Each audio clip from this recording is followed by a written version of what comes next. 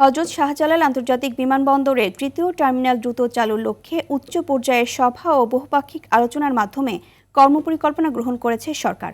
টার্মিনালটির ৯৮% নির্মাণ কাজ শেষ হয়েছে এবং এটি ২০২৬ সালের ডিসেম্বরের মধ্যে পুরোপুরি চালু করার লক্ষ্য নিয়ে কাজ চলছে।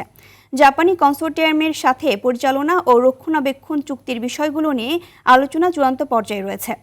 প্রধানমন্ত্রী তারেক রহমান যাত্রী সেবার মান উন্নয়ন ও পরিচালনা দক্ষতা বাড়ানোর জন্য দ্রুততম সময়ে টার্মিনালটি চালুর নির্দেশ দিয়েছেন।